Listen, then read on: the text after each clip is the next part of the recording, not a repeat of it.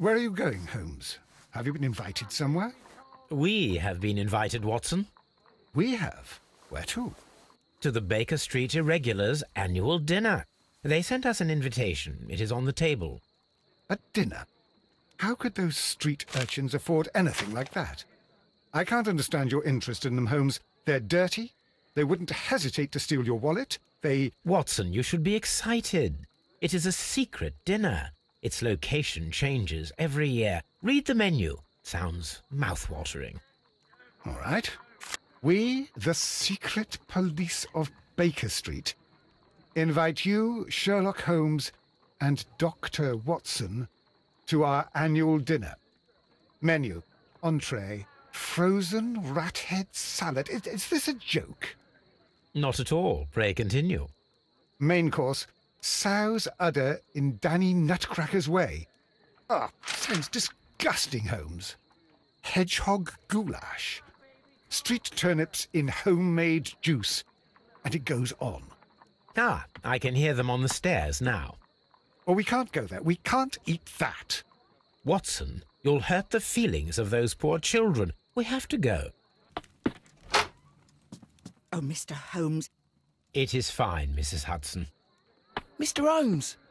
Wiggins, Dr. Watson is getting ready. He will be delighted to join us.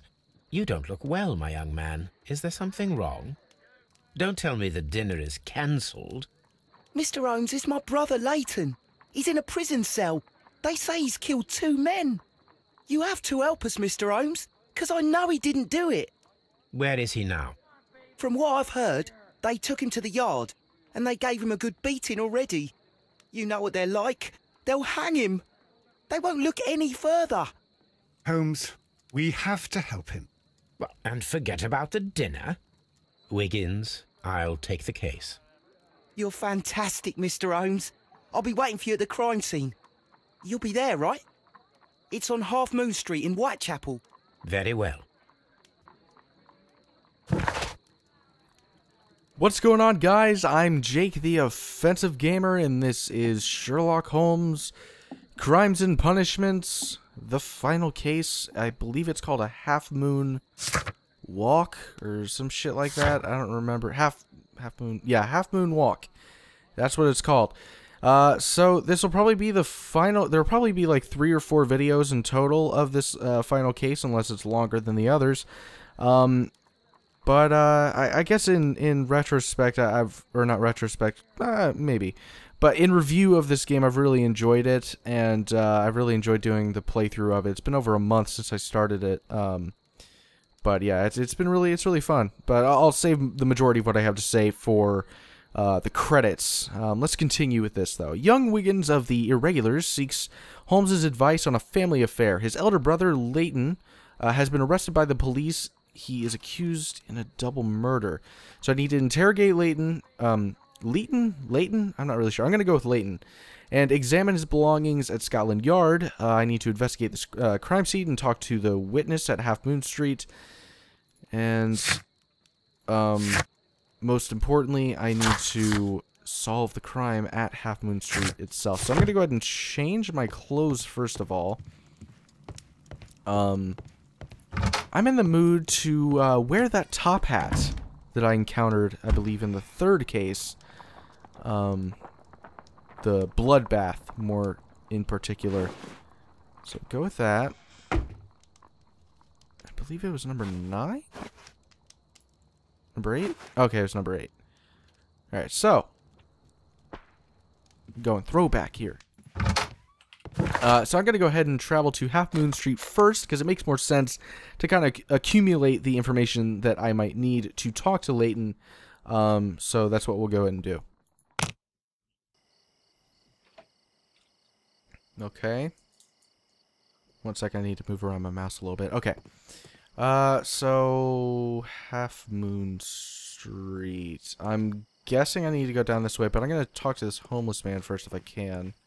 Does not appear as though that's a possibility. So, fuck me in the face. Let's go down this scary, dark walkway, and of course the music cues.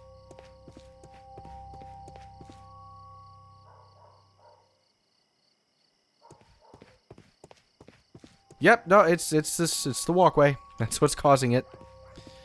Fantastic.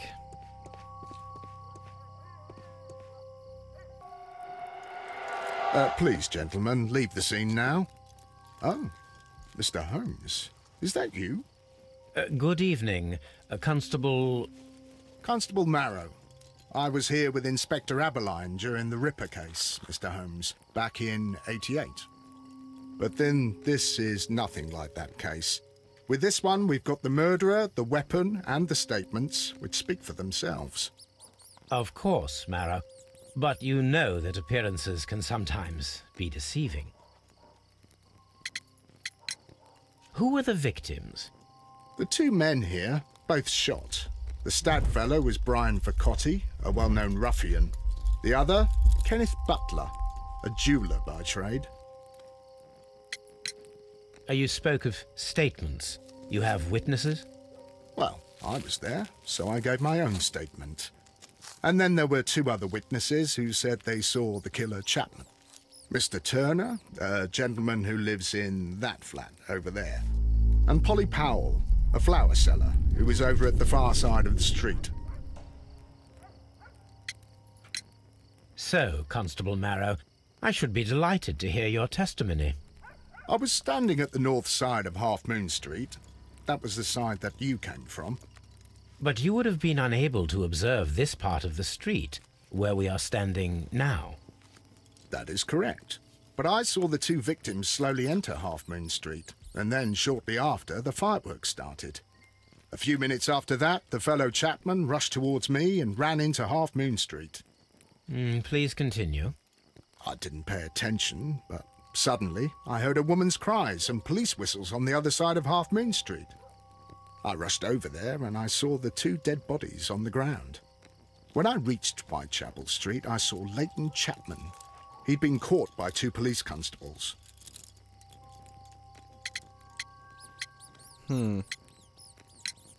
Did you hear the shots? I didn't hear any shots. The fireworks were all over the sky. They were so loud I couldn't hear anything else.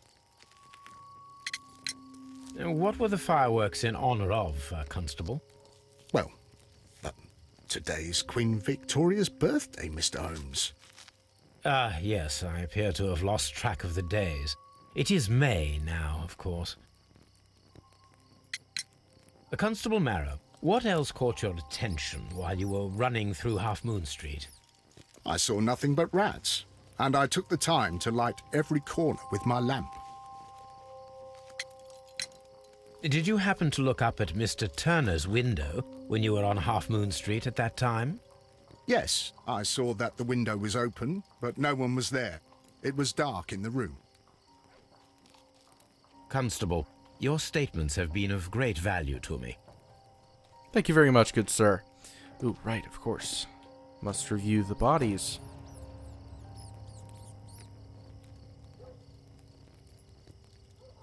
Oh, this guy got shot in the fucking head. Jeez. The bullet struck his head. This man didn't stand a chance. Alright.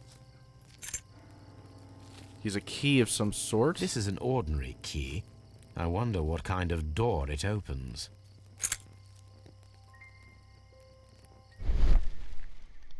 Plates. Stuck object, piece of wood. A piece of wood that has stuck between the cobblestones. Let us take a closer look. Oh. This shard of wood is quite new. Alright, I'll go ahead and take a look at the other guy. What was his name? Brian Vercotti.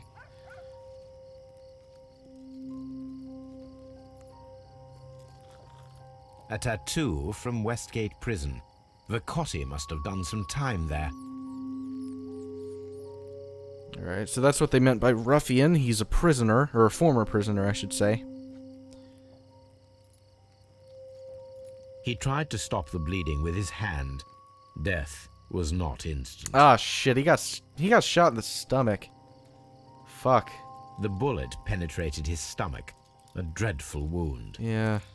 I continuously hear that's one of the most painful ways to die, so That's rough. It's long, excruciating. If Brian Vercotti suffered greatly.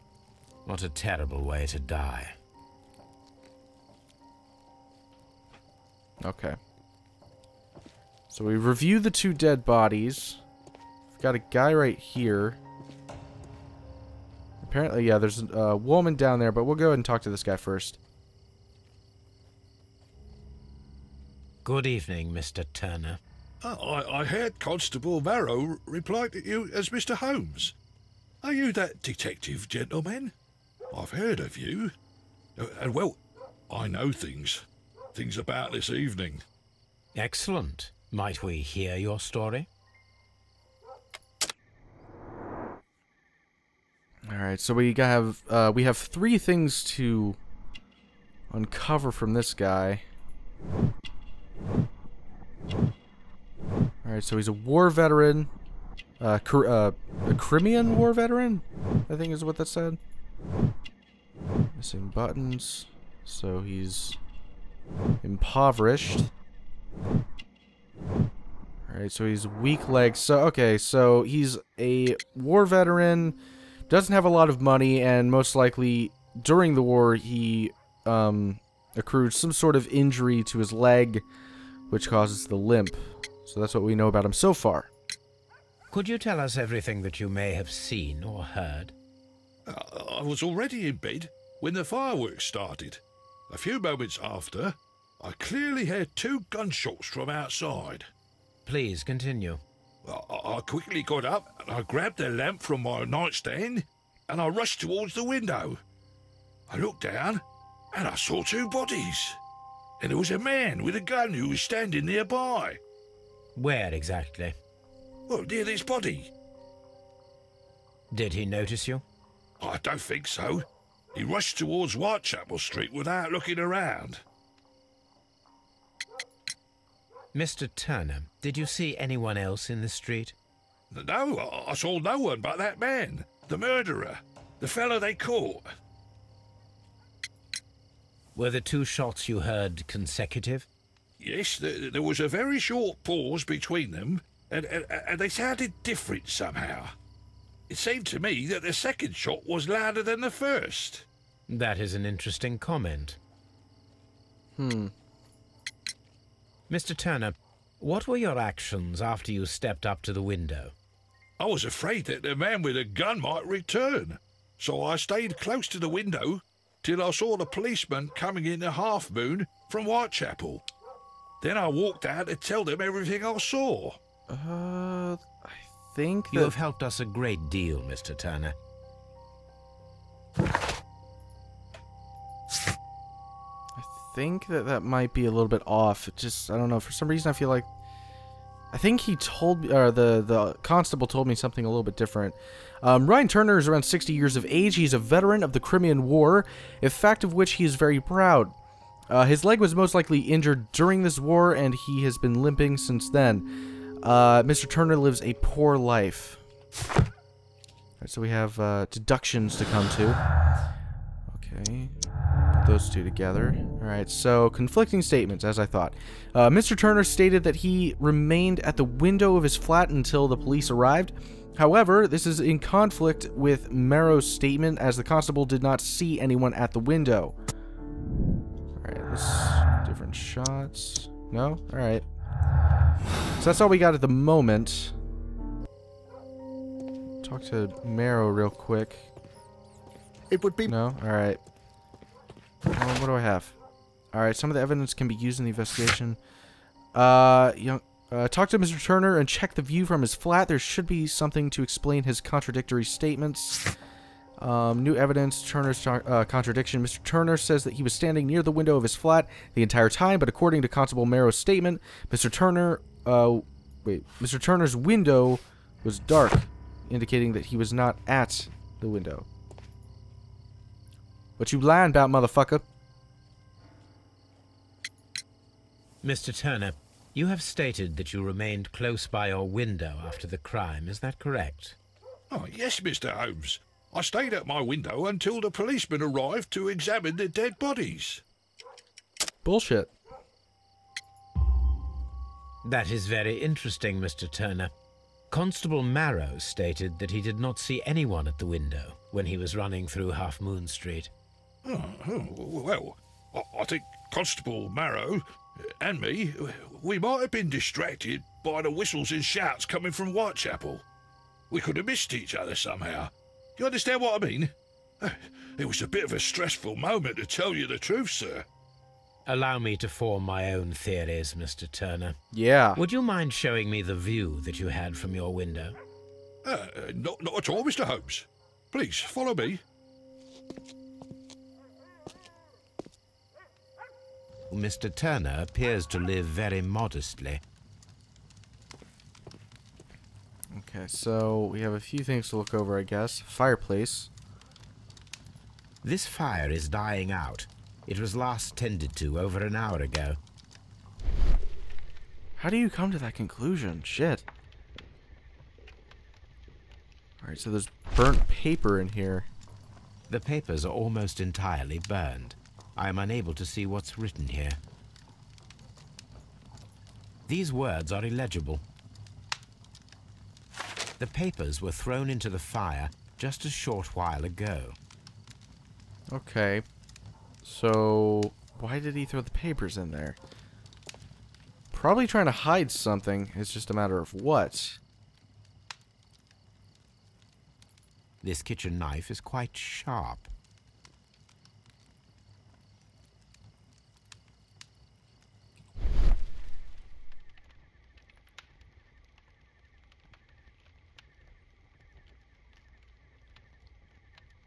There are pieces of shredded paper scattered over the table. This kitchen knife was used to cut the paper. Okay, so he cut up paper from somewhere, threw it into the fireplace. Not exactly sure why, but that's what he did. I'll check the window last. I want to see everything. Ah! If you guys recall. Yep. A perfect match. So, Mr. Turner broke his stick when it became stuck between the cobblestones. He did not mention that he was so near to the victims. Okay, so he was lying. The books on this shelf are in a mess. It looks as though Mr. Turner was trying to find something in a hurry here a short while ago.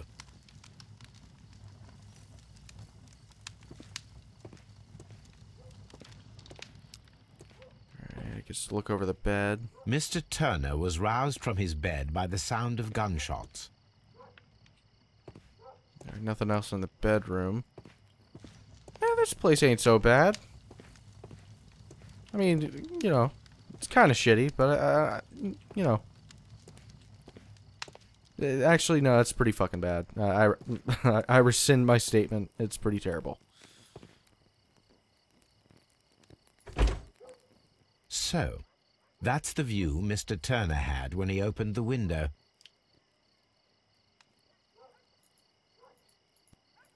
The dead body of Kenneth Butler. Brian Vercotti's contorted corpse. Mr. Turner had a perfect view of the crime scene. He saw the bodies clearly, and Leighton Chapman standing over them. Oh, imagination.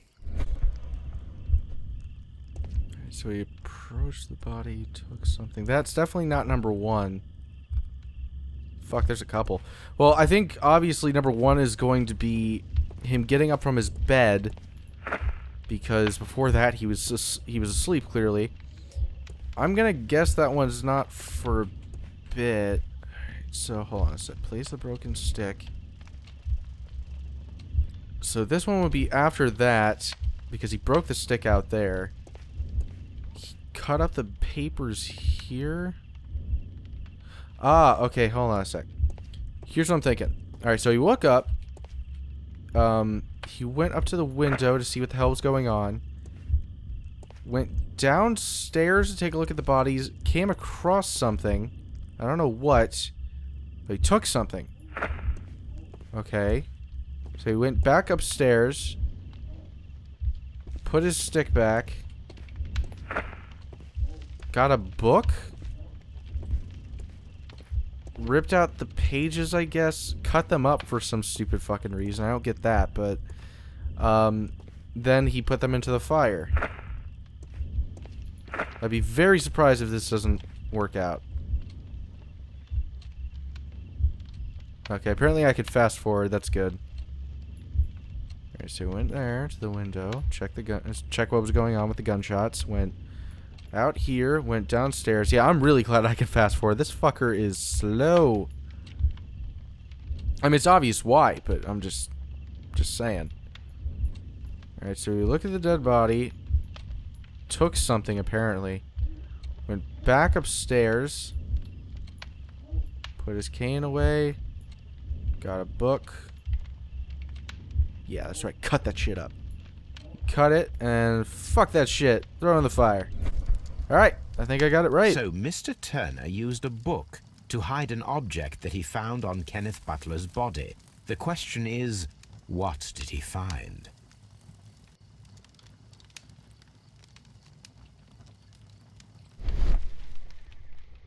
Yep, books. Oh, okay, I guess this one. I can see prints from greasy fingers upon the cover of this book. Let us take a closer look. Well now, what a find! A precious jewel, concealed inside a book. A bracelet with a unique ram's head design, a distinctive feature of ancient Grecian artifacts, probably of the Hellenistic era. So he stole that. Obviously. Oh, what the fuck? Never mind. Okay, so antique bracelet that was found in Mr. Turner's flat. It is decorated with distinctive ram heads. Alright, so I guess we need to talk to him about that. See what's going on.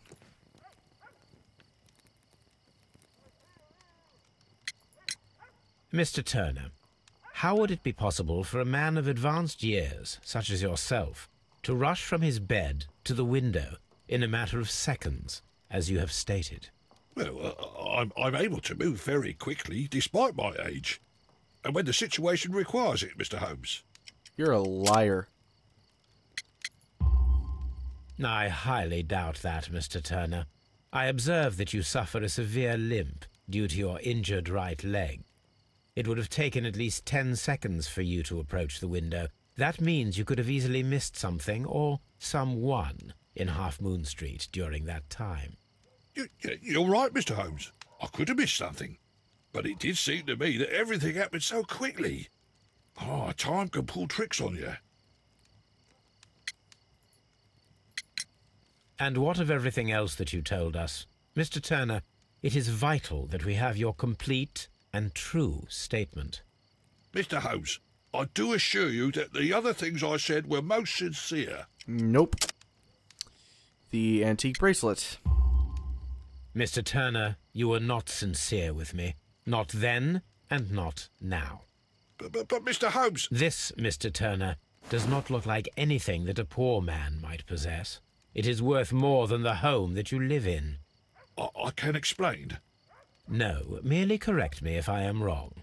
You saw Leighton Chapman through the window, but you also noticed a glittering object on the ground, this precious jewel. You walked down and took the bracelet from the body of Kenneth Butler, and when you heard the whistles, you hurried away. That broke your walking stick. It caught fast between the cobbles. Constable Marrow was unable to see you in the window, as you were climbing up the stairs on your way back to your flat. Upon returning home, you hid the precious jewel inside a book. Mr. Holmes, please don't send me to prison. I didn't do anything bad. I'm just a poor man. When I chanced upon the bracelet, I saw it as an opportunity to make a little money. I was desperate. I only took the bracelet, that's all, I swear. You made a mistake by lying to me. But you are not a criminal. I believe that. Although I must return this bracelet to its rightful owner. I'll be honest, I feel kind of bad for that guy. Seems like a very down on his luck, unfortunate depressed and downtrodden man. Why would I fuck with his life any more than it already is? So I'm going to go ahead and just leave him alone. I mean, I don't really have a choice, but if I did, I would leave him alone regardless. Just because I feel pity for him. Which, perhaps, I don't know, that's a superiority complex, but it's just the way I feel about it. Alright, so what else do we have here? Investigate the ancient bracelet and find out how it could have appeared at Half Moon Street, so I need to go back to Baker Street to do that.